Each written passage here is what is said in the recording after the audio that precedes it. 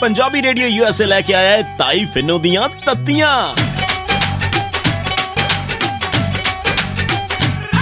जदों तत्तियां सुनाइयां नी बड़ा दुख लग्या, बड़ा दुख लग्या।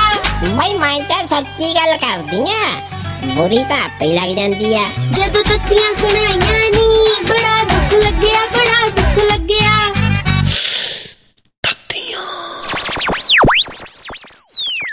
ले भी ताईए मुबारका होण तेनू। ना खादिया कुड़े तेरा रिश्ता हो गया। ओहो रिश्ता नहीं ताईए, वड्डे बादल साहब नू पद्म विभूषण अवार्ड मिल गया ही। नहीं वो तो पता लग गया कुड़े, पर मैनू कादियां बधाइयां दी जांदियां ने। ले ताईए अगले सारे पंजाबियां नू दिंदे पे तो मैं तेनू भी ना दवां। देखो वड्डे बादल साहब दा कहना है, कहंदे भी मैं तो सारी उम्र पंजाबियां दी सेवा कीती है, उहदे बदले मैनू मिलिया। ते उधरों अपने छोटे बादल साहब उन्हां दा कहना है, कहंदे पंजाबियां दी बहुत ज्यादा माण वाली गल है। अच्छा कुड़े भाई वे पंजाबियां नू इन्ने पुछया उन्होंने। ओहो ताईए किधर नू तुरी जानी है, छड़ तू होर गल सुन मेरी। ताईए अपने रांची दे विच ना एक बड़ा अजीब जिहा मामला सामने आया है। कहंदे भी एक बंदा उहनू विचारे नू किते कतल दे दोष दे विच अंदर बंद कीता होया सी जेल दे विच। इह निचली अदालत दा फैसला सी तां हुण 14 सालां दी उहने जदों सज़ा कट लई, उदों बाद जदों मामला हाई कोर्ट च गया तां हाई कोर्ट दा कहना भी लै तेरा तां कोई दोष ही है नहीं, तैनू असीं बाइज्जत बरी करदे आं।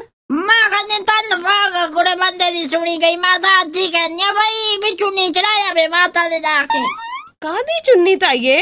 ले हद हो गई कुड़े दा, सोदा खैरा छुट गया भावे 14 साल ही छुट्टिया है। आ तो चल रूड़ी तो 2 साल भावे वध लग गए, पर चल हुण अपने न्याणे च रहा करूं। ताईए तेनू पता अमरीका च भी इहो जिहा एक मामला सामने आया सी तां अगलियां ने अपनी गलती मनदे होए 6 करोड़ रुपया मुआवजे दे तौर ते दित्ता सी ना। ताईए बोलदी क्यों नहीं हुण? ताईए बोल तां। मैं की बोलना हुण?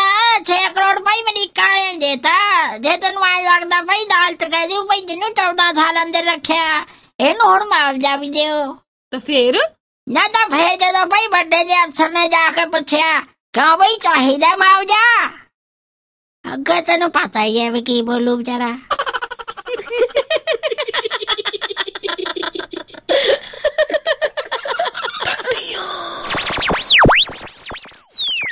मैं तो सच्ची गल करदी आ, बुरी तो आपे लग जांदी आ।